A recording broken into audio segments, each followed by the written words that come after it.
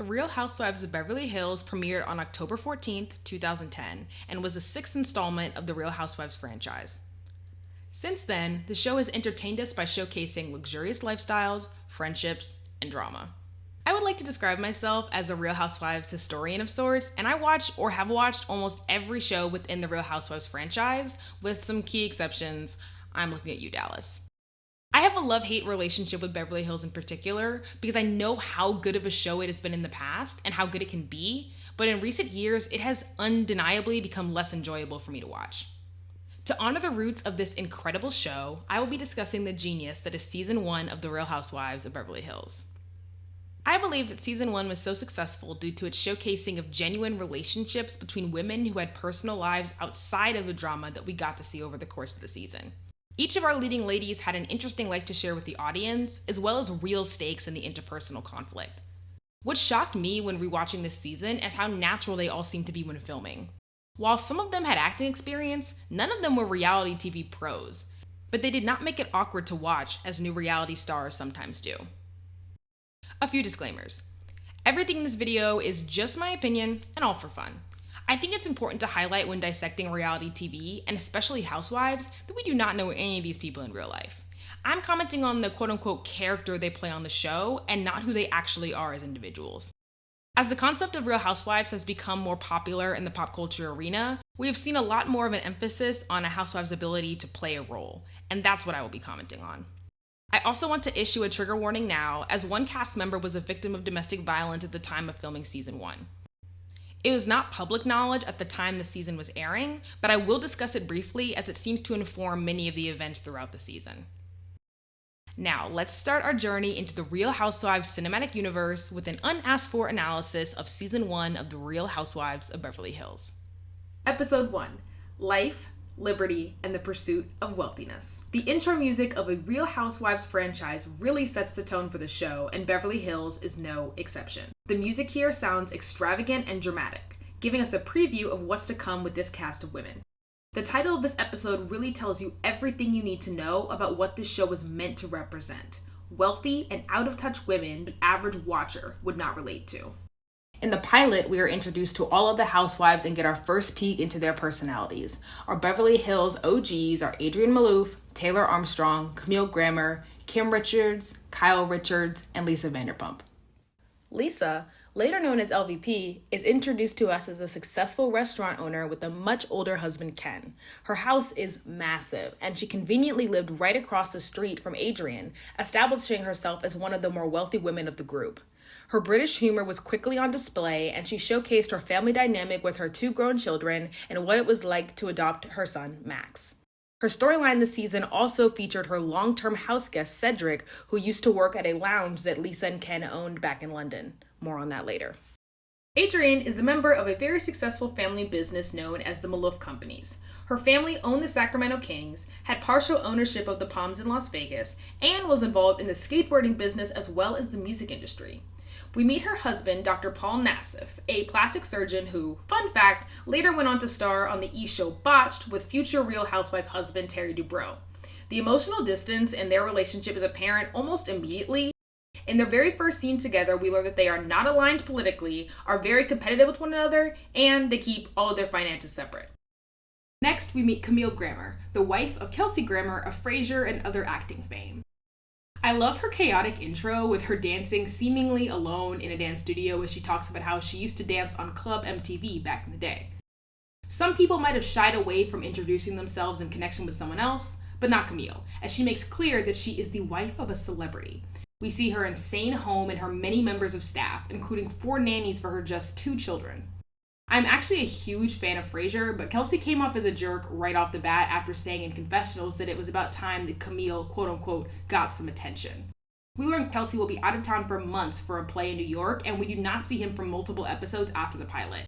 With her husband and extravagant lifestyle, Camille was kind of lined up as the girl to hate, but I love a snob on Housewives. Taylor is our next housewife, and the first thing I noticed on rewatch is how pretty she looked this season. She is different from many of the other women in that she did not grow up in extreme wealth and instead married into it. She talks about how she always saw more for herself in life and was working to make sure that she would always have a way to support herself. She introduces her marriage to a man named Russell as 80% business and 20% romance. It seems clear that Taylor was not happy or fulfilled in her marriage, and we learn later that she was in a very dangerous domestic violence situation. This is a very sensitive and disheartening subject, and I think the best way to look at it from a present-day lens is to be happy that we now know that Taylor is in a much better place in her life. We got a peek into her happily ever after recently when she joined as a friend of the Real Housewives of Orange County for season 17, making her the first housewife ever to jump cities, and I'm so happy she's in a better place now. Moving on from the darker subjects, we also learn in this episode that she is good friends with Adrienne, such good friends that Adrienne is her daughter's godmother, and she goes to Paul for cosmetic work. Having housewives with genuine friendships on this show is what makes Housewives worth watching. Next we have Kim, the first of the Richards sisters. Kim rose to fame as a child actor, with one of her main credits being her role in Escape to Witch Mountain. She is the quirky older sister and definitely revels in her early acting fame. We also quickly start to see the complexities of the relationship with her sister Kyle. Kim is looking for a new house as her many kids are growing up and moving out, and Kyle is trying to convince Kim to downsize, which she is not on board with. Kim is a single mom and does not have the same stability that Kyle does in her life and wants blind support in her choices, while Kyle feels the need to force Kim to do what she thinks is best. Last but not least, we meet Kyle Richards. As you can see, her and Kim's intro go hand in hand because Kyle was also a child actor. Her main credits were Little House on the Prairie, and she was the little girl in the original Halloween movie. I don't even like scary movies, but that was definitely a cultural moment. Kyle was happy in her marriage and seemed very fulfilled by her family, and her sporadic jumps back into acting whenever she had the time. Kyle discusses how much she carries the weight of the loss of her mother, and it is clear that this loss still impacts her relationship with her sister and the duty she feels to be a strong presence in her life. Honestly, the relationship between the Richards sisters could be an entire video of its own, and this first episode foreshadows many of their future conflicts. After we are introduced to the full group, Adrienne invites all the girls to San Francisco for a Kings game. I love watching these women get on a private jet to sit courtside at an NBA game on a seemingly random day, and that is what really sets this franchise apart. Real Housewives of Orange County, New York, and Atlanta did show some luxurious living before Beverly Hills premiered, but nothing like this. During the trip, Kim feels ignored by Taylor, and Taylor says that Kim was being oddly standoffish. Kyle also gets caught in the middle here when Kim feels that she should have supported her more in this new social arena. I think Kim just did not have the same social battery as some of the others, and that probably came across as rude to women she didn't know that well that were also trying to get a new show off the ground. In general, Kim versus Taylor showcases another central Beverly Hills theme, passive aggression. On other shows, they might have fought right then and there on the plane, but in the 90210, everything is left boiling under the surface. Also on this trip, we see Camille's Mrs. Kelsey grammar routine start to wear thin on the ladies a little bit, especially Taylor, who says that if Camille really wants to be known as her own person, talking about Kelsey all the time is not the way to get there. We also see the display of the bestie relationship between Lisa and Kyle, as Lisa teases her about her major fear of lying. Overall, the premiere felt entertaining and natural, which is something that some reality TV show pilots really struggle with. You have to give the audience a reason to want to come back and become invested in a group of strangers, and in just 44 minutes, Bravo did just that. Between the aspirational lifestyles and the interpersonal drama, episode 1 had me hooked. Episode 2, Chocolate Louboutins. We start off this episode seeing Kyle calling Kim to tell her that she invited Lisa, Ken, their daughter, and her boyfriend to their annual Easter trip to Palm Desert. Kim is secretly, but not so secretly, not happy with the idea of non-family coming on this trip. At this point, Kim is very focused on her kids and really only wants to focus her energy on family relationships. Once they get to Palm Springs, Kim's irritation grows as Kyle stresses about the house not being clean enough for guests and decides that she's going to cook a big dinner last minute and needs Kim's help. We again see Kim and Kyle are polar opposites as they bicker over every ingredient they need for dinner, and Kyle insists she needs a list while Kim is much more go with the flow. It makes sense that Kyle would be stressed though, because if I had a restaurant owner coming to my house for dinner, I would probably be stressed too. I've read some stuff online saying that Kyle and LVP were not as close as we originally thought during the first season, and I think some of that might be showing here as she's so nervous to have her come as a guest to her home. When LVP and her family arrive, she brings this amazing custom chocolate bunny that she had designed and quickly starts questioning Kim's cooking. It is clear that LVP is more compatible with Kyle as a friend, as she likes to make sarcastic comments and Kim is not really responsive to that. LVP says in her confessional that she finds Kim to be a bit defensive. She also is smart enough to stay out of Kim and Kyle's bicker matches and says she knows that being between two sisters fighting is not a good place to be. Foreshadowing, again, for the show. After the Easter trip, Kim and Kyle take their daughters to the spa to celebrate Whitney's birthday. Whitney has just told her mom that she wants to spend the summer in Houston with her friends and her father, and so Kim asks for Kyle's support to try to convince her not to go. This clearly puts Kyle in an uncomfortable situation, especially because Whitney has said that she just wants to go for the summer, but Kim thinks it's implied that Whitney does not want to come back to Beverly Hills at all. This brings up another major contention between the two sisters.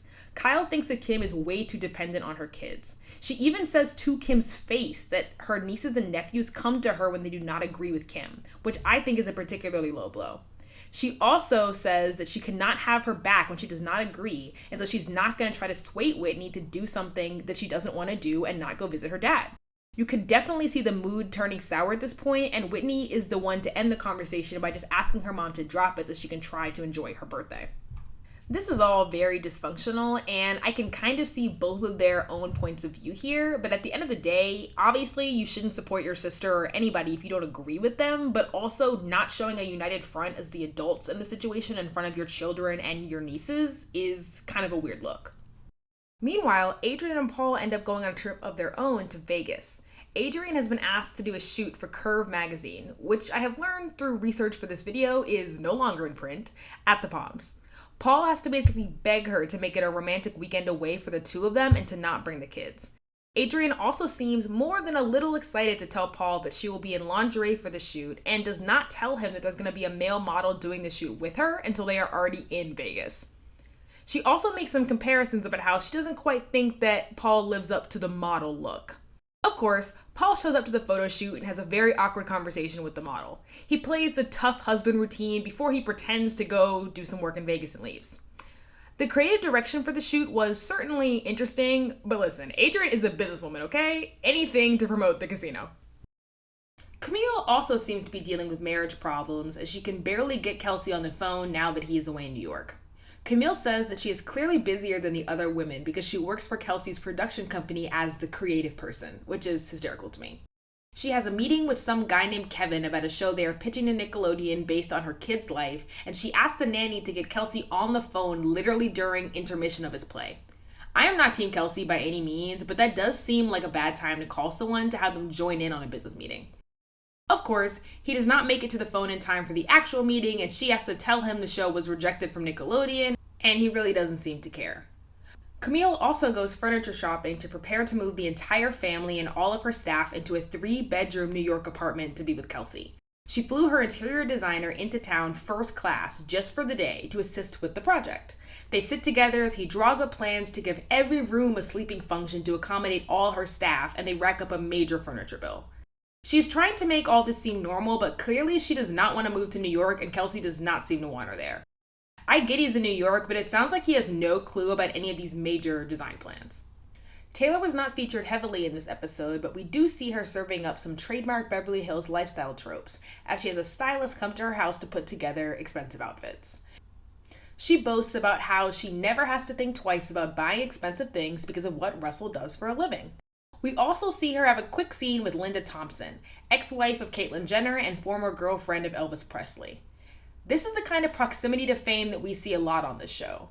We never have a cast member who is the #1 pop star in the world or whatever, but we will get to see that person's niece or ex-wife or something like that. Episode 3. Plenty of baggage. Camille has Nick, her friend's husband, come over to play tennis at her house while Kelsey is still away. She says she likes to have athletic guy friends around when her husband is gone, and we see quite a flirty exchange between them. This is clearly suspicious, but it's hard for me to feel super bad for Kelsey here when he is so dismissive of her. Camille is sure to do some deep lunges on camera, and this is where we start seeing her more performative side. Adrian is once again the ringleader of a girls' trip, this time taking them to Vegas for the weekend. Just like with the first trip, Paul has to literally beg her to make it more romantic and extend the trip to the couples and not just the girls, but she finally agrees. This is also a big trip because she's able to score tickets to a sold-out Jay-Z concert happening at her casino. LVP hosts the women for lunch at her restaurant Villa Blanca before the trip. She makes a big deal about being an active participant in her restaurants and not simply a silent partner collecting cash.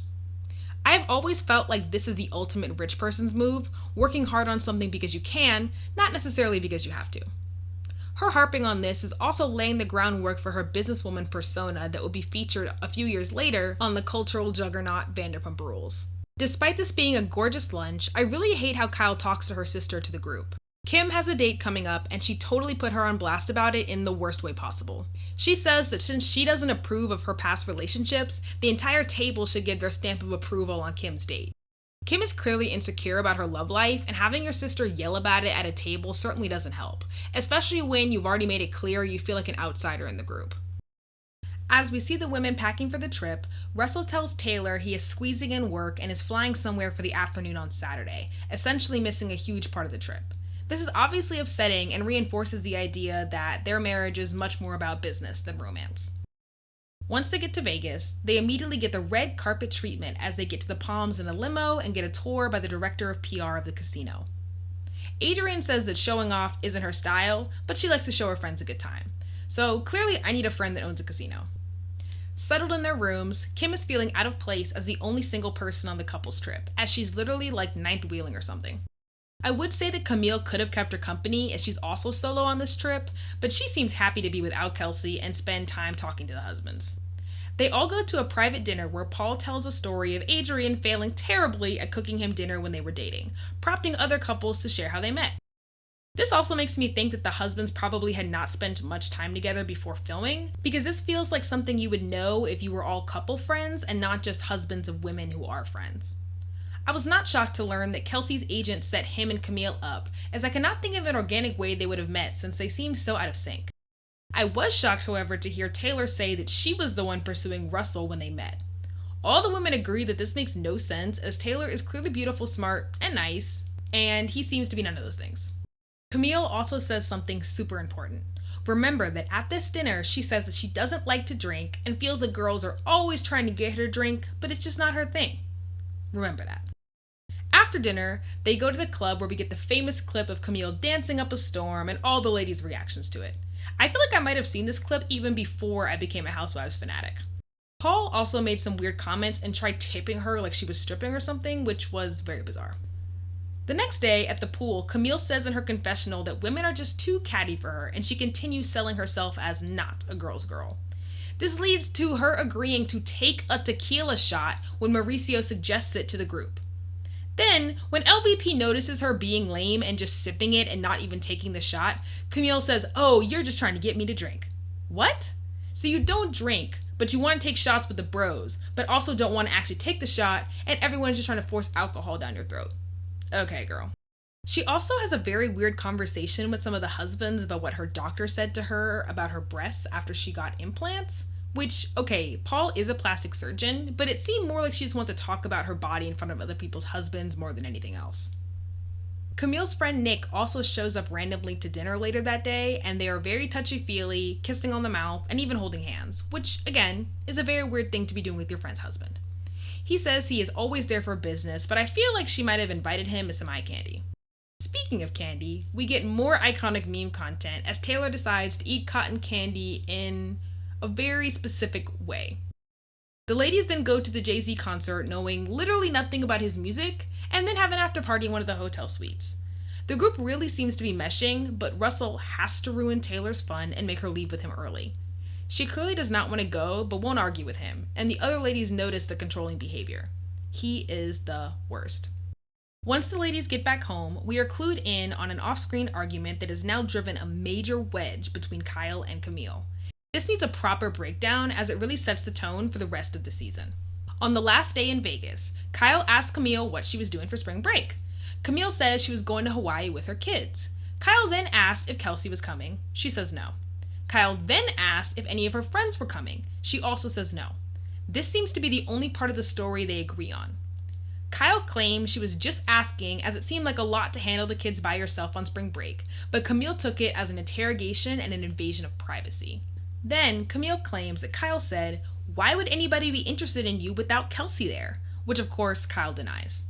There is debate amongst fans if Kyle really said this or not, but I think the fact that Kyle is not really a fan favorite has colored people's opinions about this. All of Camille's insecurities seem to stem from the fact that she is not enough without Kelsey, so I've always felt like this was more of a projection of her own feelings onto some generic statement that Kyle made, and I doubt Kyle said that exact sentence. No matter what the truth actually is, this miscommunication has now launched a major Cold War in Beverly Hills. Episode 4. It's my party and I'll spend if I want to. We have warring children's birthday parties as Taylor and Kyle's daughters have parties the same day. They really edit Taylor to be the extravagant spender and Kyle to be the reasonable one, but this is hilarious as they both spend well over $10,000. Taylor's party planning starts with a bang as she gets herself, her daughter Kennedy, and all the guests fine jewelry pieces from a Barbie collection for just under $6,000. Taylor clearly got the heads up about the Barbie cord trend 13 years in advance. She then meets with the party planning team as she works to plan a Mad Hatter themed party. Serious Real Housewives fans will appreciate this early spotting of Dana Wilkie as a party planner. The party plans include a fancy tea service and floral arrangements that seem to be more catered to adult sensibilities than a child's birthday. The editors also make sure to show us a grand total of $60,000 in party expenses. At the party, we meet Taylor's bestie, Dwight, who is a ride or die for Taylor, who also hates Russell. The party is gorgeous, but it seems to be more like a party for Taylor, as she takes a lot of pictures alone at the party, while Kennedy is on a swing away from the crowd with her nanny. There's always tension between Taylor and Russell, but he makes a point of upstaging Taylor's gift by giving Kennedy a puppy at the end of the party. This upsets Taylor, as they had previously agreed not to get her a dog, and she knows this will just end up being her responsibility. This party really seems like Taylor wanting a project to fill her time to distract herself from all the stress she had in her life behind the scenes. To me, this all came from more of a place of desperation rather than some vapid mom wanting to ignore her daughter's wishes. But the vapid mom story is more salacious for reality TV, I guess? This spending for a child's party is outrageous, but I understand how it could have been an escape for her. Kyle's quote-unquote humble party also has a party planner, but Kyle says kids' parties in Beverly Hills have gotten way out of control. She just wants to keep things simple with a train and petting zoo for a backyard bash. While Kyle has a planner, she seems to be very hands-on and calls Kim for some backup during the party setup. To her surprise, Kim is literally moving into her new house that day and says that because of this, she can't help set up the party. I agree with Kyle that this is super annoying. Obviously, moving is important, but why couldn't you pick any other day besides your niece's birthday? Kim says she told her beforehand, but I don't know if I totally believe that. Lisa was able to hit both parties and made a point to say that Kyle's party felt like coming home. Camille missed the battling birthday parties as she was away on the now infamous Hawaii trip that allegedly nobody would care about if Kelsey wasn't there. The house is an absolutely gorgeous 7 bedrooms within a stunning private community. She brought 2 nannies as well as her friend Dee Dee, who is such a hanger-on. She talks to Dee Dee about how hard it is being alone with the kids, but it is also empowering her to grow as a person. Another hanger-on friend, Carl, comes by the house, and Camille even admits that she just likes to have a lot of yes men around. She also thinks she has a Jesus complex because all she cares about is helping people, as she did let Dee Dee and her husband stay in one of their many houses when her husband was out of a job. I will say that despite these obnoxious statements, I do feel some compassion for her situation after learning that she got with Kelsey right after he got out of rehab. I can totally see how you could lose yourself starting a relationship that way with someone who's already a major celebrity, and you are focused on helping them with their struggles.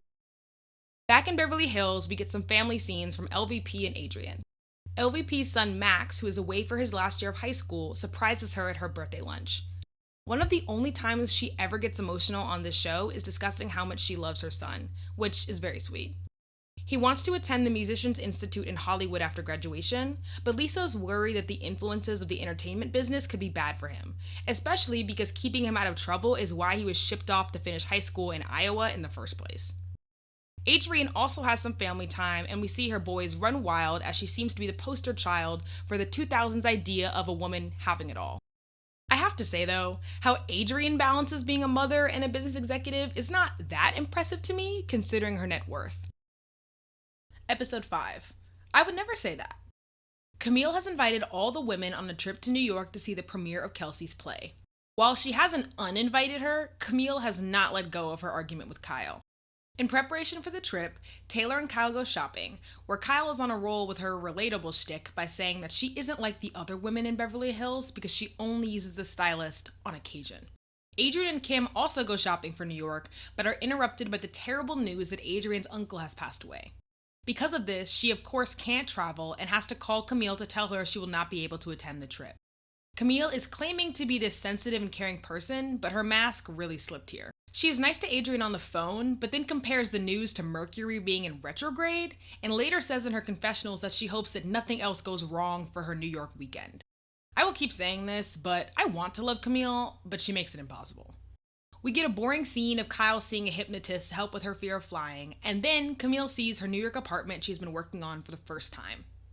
While I can't even think about how much this place would cost now, she continues to complain about how it is less than what she's used to and says that she is still not sure if she wants to move to New York full time. I also have to mention that she visits her mom in New York and way over exaggerates to her the status of the TV show she's been working on, which is hilarious because we saw it get rejected episodes ago. The remaining ladies head to the airport and gossip at the gate about the rift between Kyle and Camille. Kyle is growing more and more anxious about the problem because her husband works for Camille and Kelsey as a real estate agent and doesn't want to jeopardize any business for him. This underlying power dynamic is what I think gives Camille the power to be as passive-aggressive as she is throughout this argument.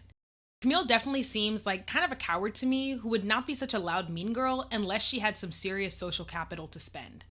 Kim tells Taylor that she was the only one who witnessed the conversation about spring break and thinks that Camille misunderstood Kyle. And then they both agree that Camille seems to be insecure about her marriage and having her own identity. Remember that.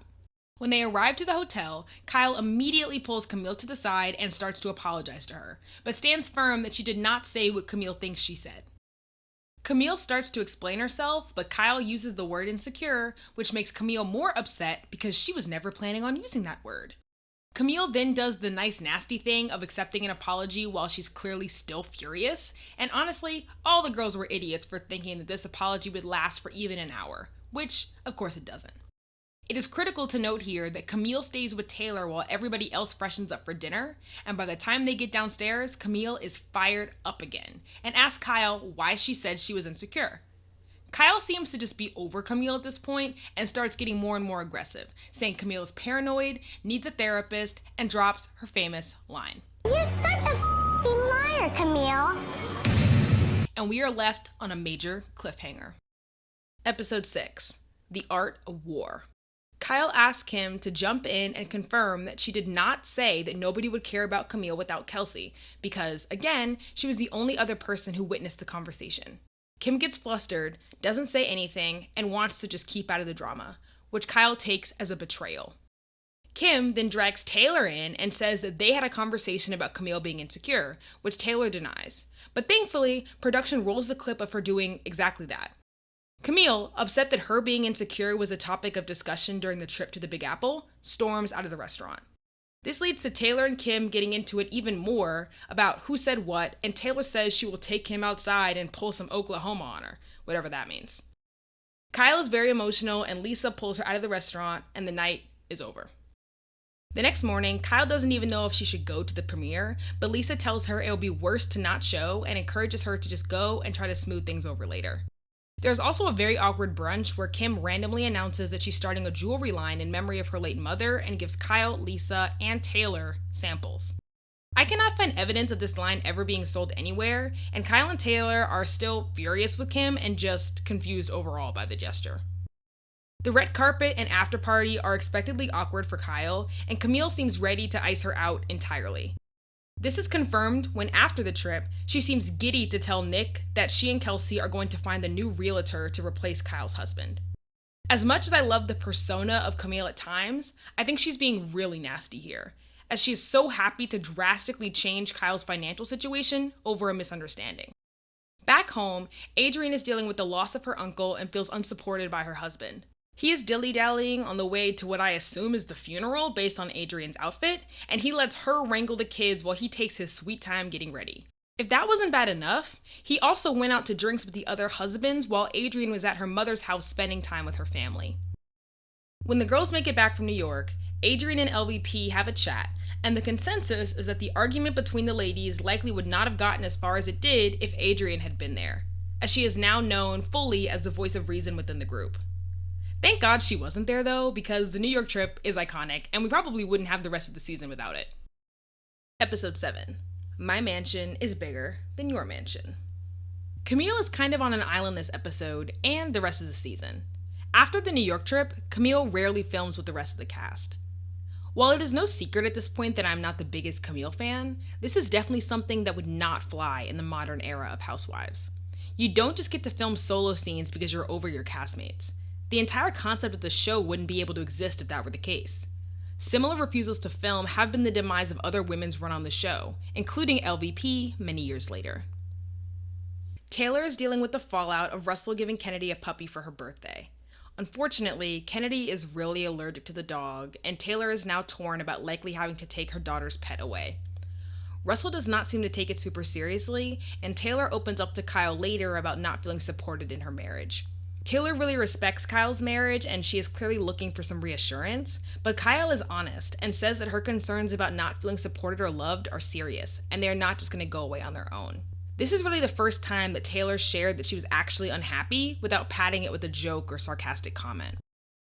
While Taylor questions her marriage, Adrian and Paul celebrate their 8th wedding anniversary.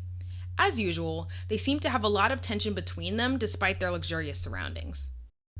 Adrian feels that Paul putting a lot of effort into their anniversary is out of character, which makes me think that he's just putting on for the cameras.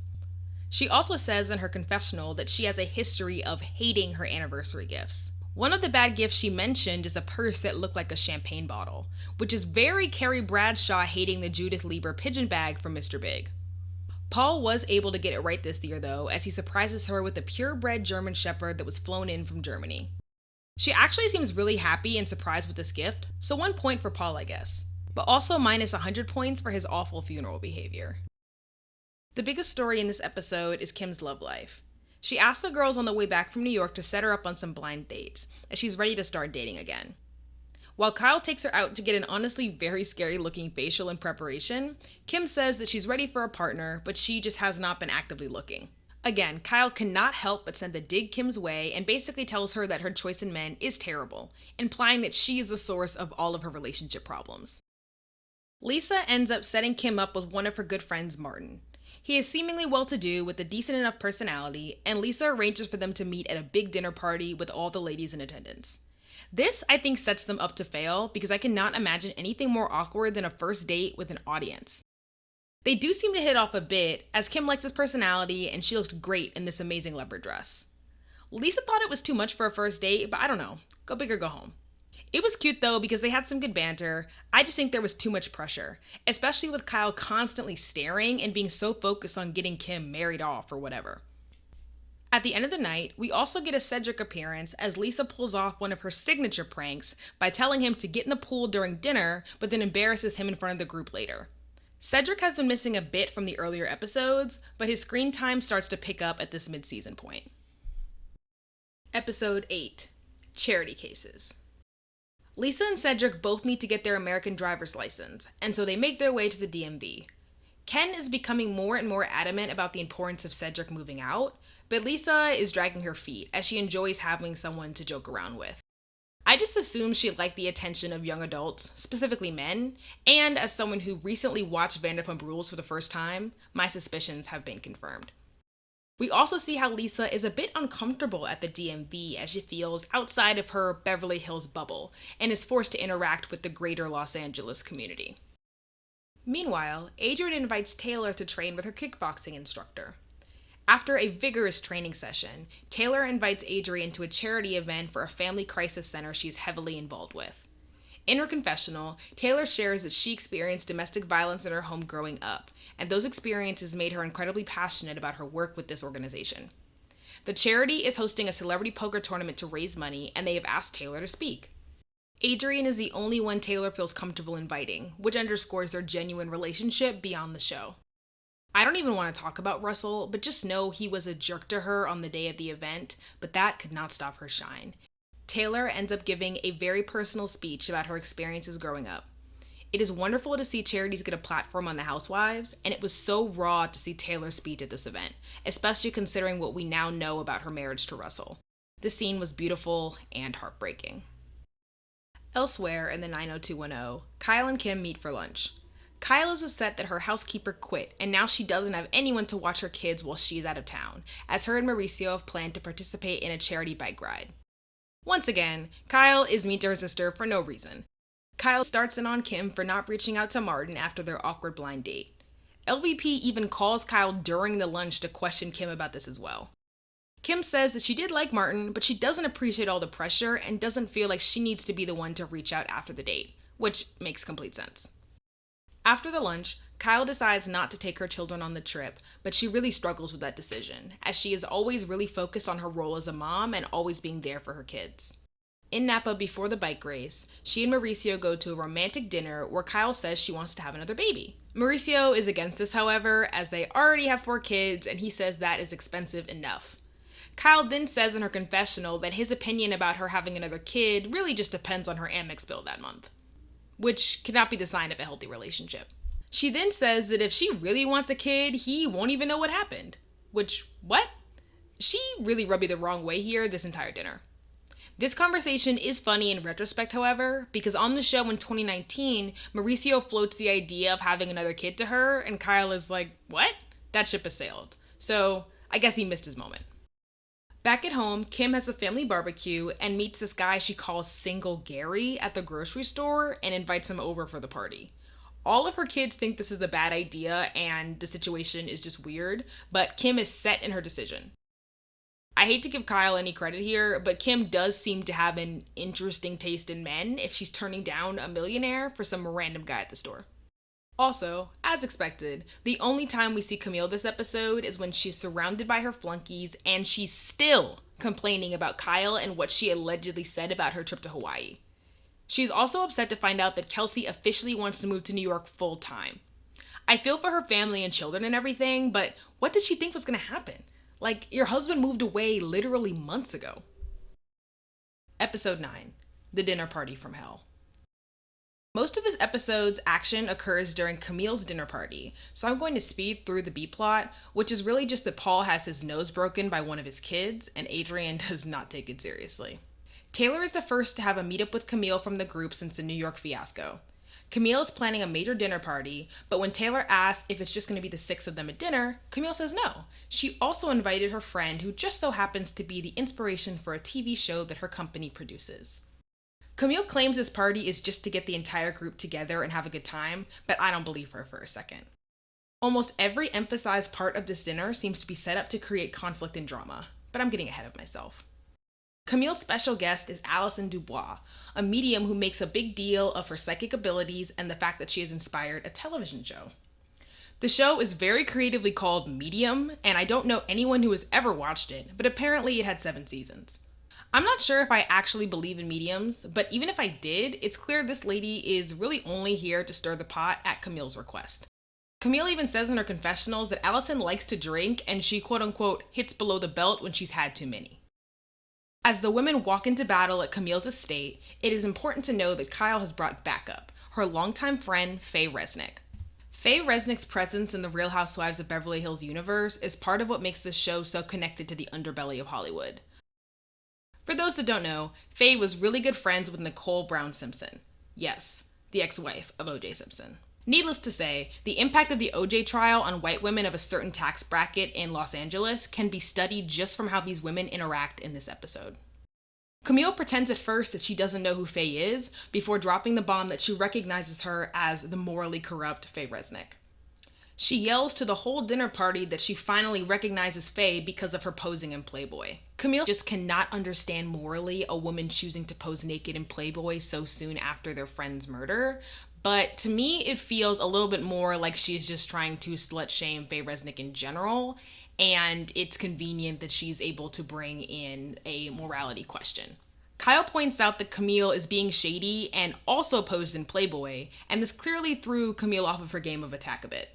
Camille is focused on how she wasn't in the main Playboy, but instead a supplement they did for lingerie, but whatever moral high ground she thinks she has is clearly non-existent, and it's insane that O.J. Simpson and Playboy are being discussed at the dinner table. Now, back to the medium woman.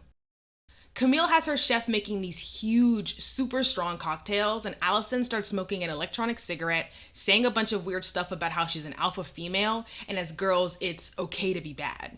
Like, what kind of party did she think she was going to? Camille made a big deal before dinner that she did not want Allison to feel pressure to use her psychic abilities, but when Lisa starts to egg her on and ask for a reading, things take a crazy turn. Miss E-Cigarette gives Kyle a reading and says that her husband will, quote, never fulfill her emotionally, and that once her kids are older, they will have nothing in common. Especially on rewatch, it is clear as day that Camille was just trying to get back at Kyle for New York and told Allison to say something terrible about her family. This is further proven later in the night, where Camille doesn't say, but basically implies that Mauricio was cheating on Kyle, which is clearly a rumor that she wanted to come out on camera. I feel bad for Kyle in this moment because these words from Allison have followed her since this episode aired, and now that Kyle and Mauricio in real time are going through a separation, spoiler, everyone is like, oh my god, Allison was right. Listen, half of marriages generally end in divorce, and they were married for a really long time, so I don't think we should give this random lady any credit for predicting anything. Camille once again tells us that she prefers to be one of the boys over hanging out with women, and she says that catty women make her feel guarded. Kyle then says this is probably why they had a problem in New York, because Camille was being guarded and being defensive. Camille, likely feeling the heat at this point, says that she didn't tell Allison anything about the New York trip and she just wants to have a fun dinner, so Faye has to chime in and call BS on that immediately. Then Camille does that thing that I don't really like on Housewives, where they'll just say, oh, Faye, you're just here to support Kyle, you don't even know what you're talking about, which is stupid because obviously if your friend invited you to a dinner, especially on television, you're going to support your friend. And also, again, Camille clearly just brought this Allison person to back her up in arguments and to start drama, so once again, Camille is being a hypocrite. Allison also makes a super transphobic remark about Faye that I will not repeat. Kyle, Allison, and Camille keep going back and forth, and then to make things even crazier, Kim and Taylor randomly start going at it. Taylor implores Adrian to stand up and stop the drama. Kim inserts herself, and the argument devolves into Taylor telling Kim she is off her rocker, and Kim telling Taylor to, quote, blow up her lips some more. Taylor ultimately ends the party and the women start to leave. Camille is still convinced that she is the victim and Kyle is jealous of her. Taylor is riled up by the clash with Kim, and Kyle is somehow now mad at Kim for fighting with Taylor. The night ends with Camille cackling with her sidekicks about Kyle's marriage, and the rest of the girls head home in a limo, but leave Kim to ride home by herself. Episode 10. Payback's a B. Just ask your husband. The ladies are rattled by the night before, and Adrian and Kyle both talk to their husbands about the drama. Kim also tells her daughter that the chaotic night was just too much for her and she needs to take a step back, and she decided not to attend Lisa's upcoming fundraising luncheon.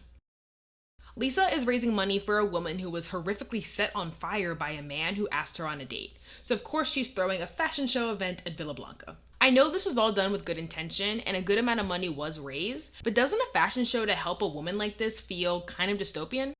Maybe that's just me. Anyway, while setting up for this event, Lisa is getting more and more annoyed with Cedric. She asked him to come in a little bit early to help set up, and he literally drives her cars, lives in her house, but didn't do anything that she asked. Like, he's not just a house guest, he's also technically her employee. The resentment towards Cedric used to be primarily held by Ken, but Lisa is clearly growing impatient as well.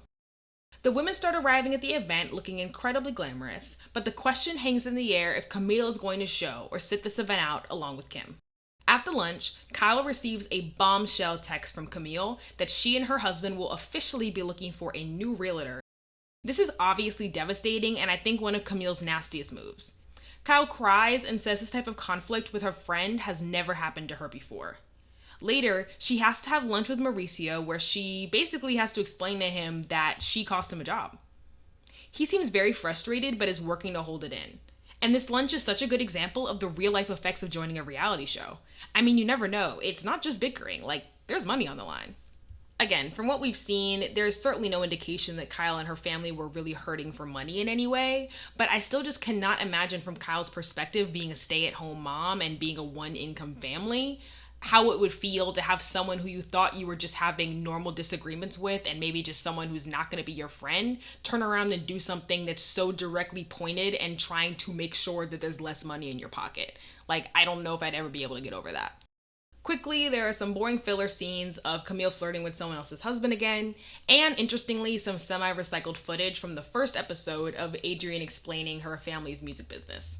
Moving on, Taylor is a trendsetter because she throws what I believe to be the first ever Real Housewives Roaring Twenties party. Any true Real Housewives fan knows these parties have now become a pervasive plot device overused by producers across almost all the franchises. Taylor was ahead of the curve and, in her planning, even chooses to call Camille of all people to make sure that she is coming. Across town, Kim recognizes that her fight with Taylor was out of line and makes the first move to reach out, so the two meet to get their nails done. Taylor offers a last-minute invitation to Kim to come to the party, but Kim says she can't make it. But I actually love how Taylor fully admits to her face that the invite was last minute because she wasn't even sure if she wanted her to come or not. They both agree that they don't know why they fight, and they always seem to get swept up into an argument when other people start fighting. They are clearly not going to be the best of friends, but they agree to a truce in a nail salon with purple walls. Adrienne and Camille also meet up before Taylor's party, and I love how Adrienne refuses to be a pushover. Camille wants Adrienne to be like her usual lackeys and agree with everything she has to say about Kyle and the overall drama, but Adrienne stands firm and really isn't having it. She's not interested in the drama and honestly seems very happy to leave this lunch. I also think this might be the only scene they ever had of just the two of them this season, so that might tell you something. The actual party had some majorly memorable costumes, especially Lisa and Cedric's couple look, which had Ken taken aback. Kyle also gets an unfavorable mention here for her terrible wig and obvious braid underneath tucked into her jacket or dress or whatever. Camille does decide to actually show up to the party, and Mauricio has a pretty awkward conversation with her where he's sticking strictly to small talk and acting like everything is normal because, he's worried about his bottom line. Kyle eventually goes over to Camille as well and starts with small talk, but they end with a hug and the two agree to start from scratch. Again, this show is very passive-aggressive, so I never fully believe these kinds of exchanges, but it definitely seems more genuine than that fly-by-night apology in New York. And again, who could blame Kyle for trying to put this dispute to rest at this point? Episode 11, How to Behave.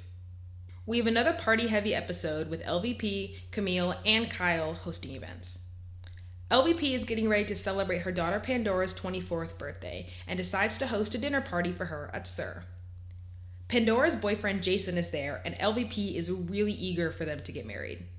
When giving toast to the birthday girl, Jason does this long-winded speech about how much he loves her and how far they've come, the exact thing someone would say before they propose, and then he just says happy birthday and sits down.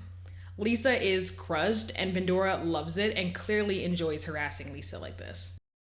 During dinner, Kyle starts talking with Cedric after hearing that he had a very rough childhood. He tells her that he had a very troubled past, lived on the street with his mother before he was abandoned by her, and grew up in foster care after that. The story he tells is of course devastating, but Kyle says in her confessional that his story is unbelievable and implies he might not fully be telling the truth. Again, more on that later. Camille's event this episode is a tennis tournament at her home to try to extend the olive branch to Kyle. She of course invites some of her groupies and once again kisses her friend's husband on the lips with the wife there. Camille and Kyle are both definitely on their best behavior, but I think in nervousness, Kyle brings up New York again and it just gets awkward. We also find out at this party that Paul's son broke his nose again. Finally, we get to the classic white party at Kyle's house in honor of Mauricio's birthday. Kyle hosts these parties every year and it is the invite to get in Beverly Hills. Camille surprisingly does show up and give the hostess a gift upon arrival, but of course Camille can't miss the opportunity for a dig. The gift is a book called How to Behave, and I have mixed feelings. On one hand, I love petty drama on Housewives like this, but also Camille was just talking about wanting to make peace and hosting people at her house, so her flip-flopping is a little annoying. Meanwhile, Lisa is harassing Kim because Martin is at the party as well and Kim just does not want to talk to him. They are basically pushed together, but there is no chemistry and everyone is making it super awkward. I'm very annoyed for Kim here because she said she felt slighted that Martin did not call her after they first met, but everyone seems to be ignoring that because they think Kim would just be lucky to have the attention of any man right now, especially a rich guy like him. Later on in the night, Taylor is trying to enjoy herself, but Russell is such a drag on her emotions and her life. She really does not feel like they are connected and has another heart-to-heart with Kyle about her marriage.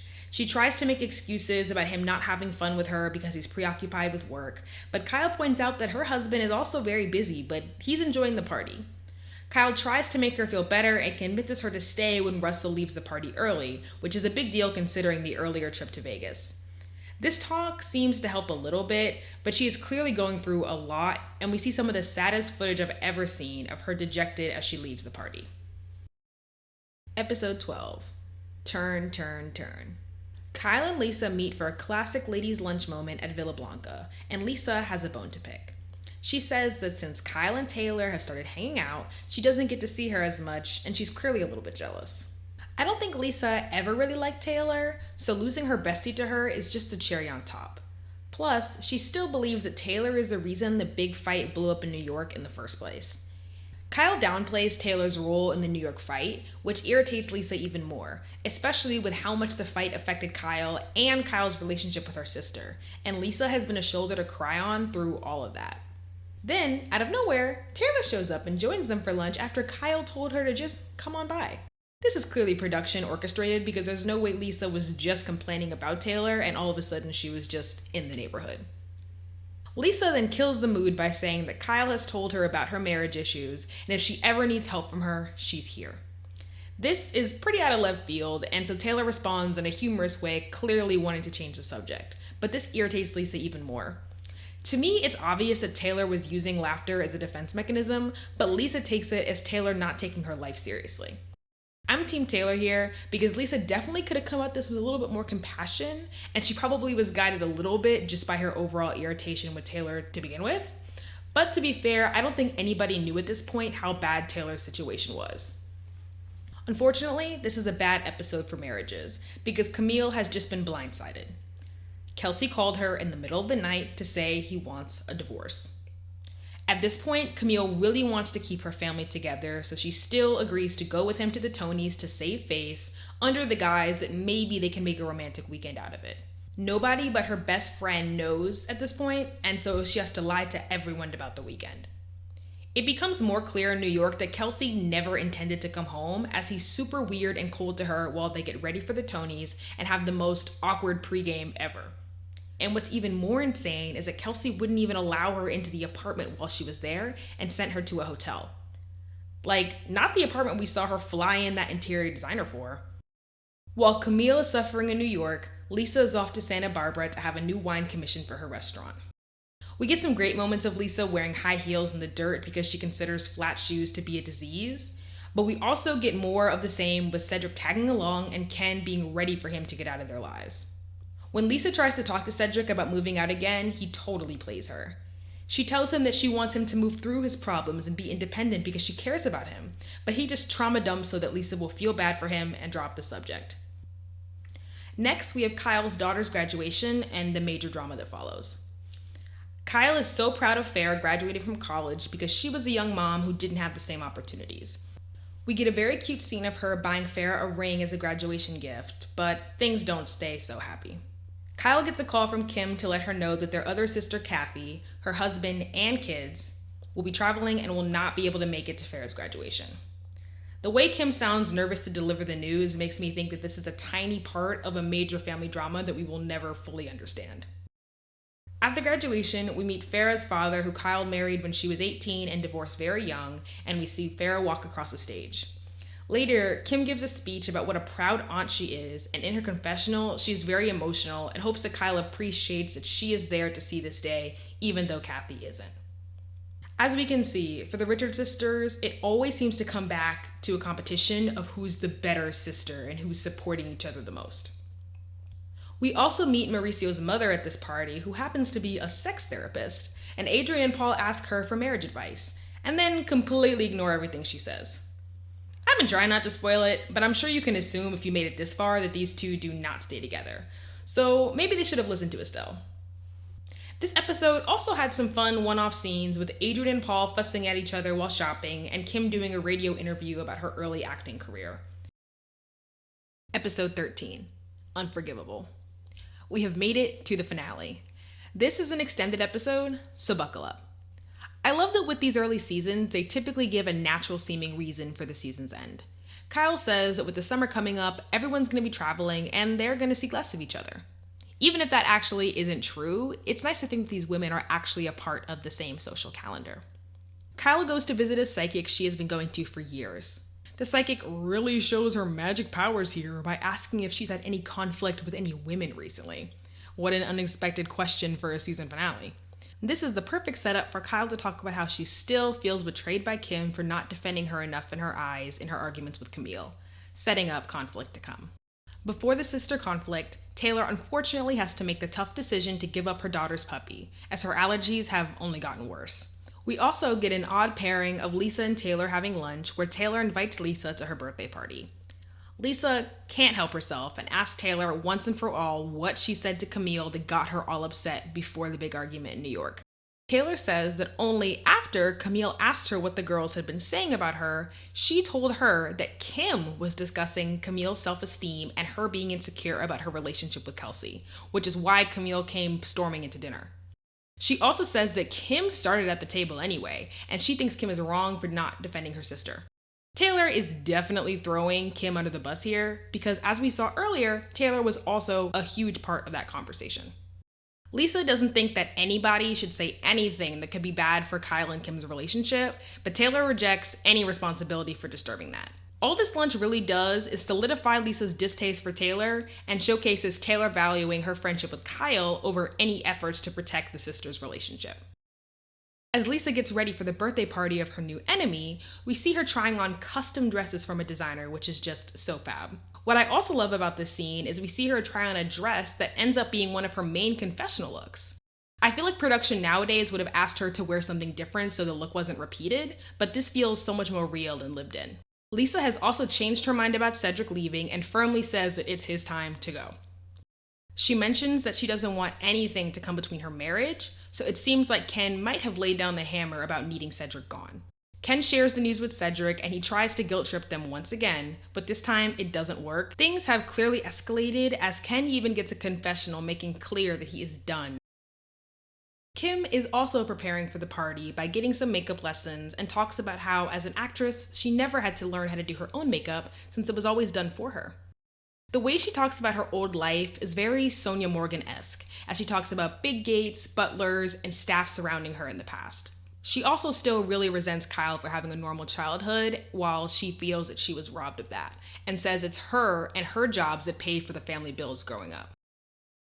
Before I go into depth on the chaos of Taylor's party, I have to mention that Camille was not in attendance. She just discovered that Kelsey was having an affair, and she was, in her words, humiliated in New York by having to show her ID when trying to get into her family apartment. When she stated her name at the desk, the doorman said it was impossible that she was Mrs. Grammer because Mrs. Grammer was already inside the building. What? Obviously, because of this, she's filing for divorce and she's too distraught to make the party. In real life, I totally understand this feeling, but I cannot imagine a modern-day housewife filming mostly solo scenes for almost half the season and then not even going to the last big party without being demoted to friend of the next season. As the party starts, Kyle is upset that Kim is late, and when she does show up, she seems to be acting strange. Kyle immediately tells LVP that she thinks Kim is drunk and is not happy. Later, at LVP's encouragement, Taylor confronts Kim and says the entire New York fight was her fault because of her statements about Camille and her insecurity at LAX. Kim says they were all stirring the pot, and as they get louder, Kyle comes over, and it becomes a conversation once again about if Kyle felt like she was backed up by Kim in New York or not. Really just more of the same fight they've been having all season. At this point, there's a lot of misremembering and misquoting of what actually happened at that dinner, and tensions start to rise. Kim also notices that most of the party is staring at her and starts to get ready to leave. Adrian tries again to be the voice of reason with Kyle, but at this point, the sisters are in fight mode. Kyle tells Adrian that Kim is alone for a reason, and she resents her.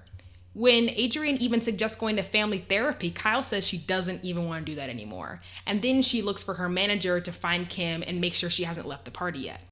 Meanwhile, Kim is in a limo with Martin of all people, and later Adrian joins while they drive around and talk about Kim's unhappiness and her resentments towards Kyle. Kim is very upset, and when Kyle does get in the limo, Kim says she doesn't want to talk to her alone, and Kyle snaps.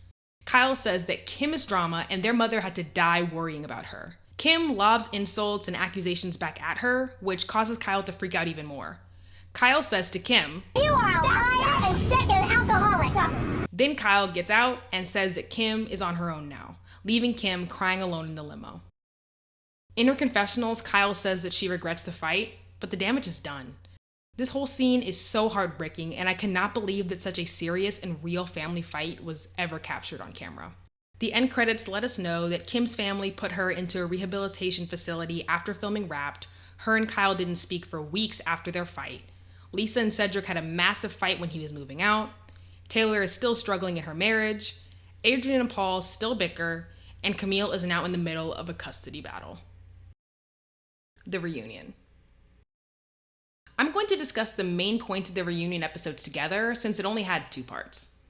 At the time, having a 2-part reunion was solid work, but today this is normally only reserved for terrible seasons. Check Real Housewives of Orange County season 15. This reunion was solid, but does have some filler, as it was a lot of Andy reintroducing the women to the audience and less of a nitty-gritty play-by-play of the season. After some introductions, Andy asks how Camila's feeling about the public's reaction to her.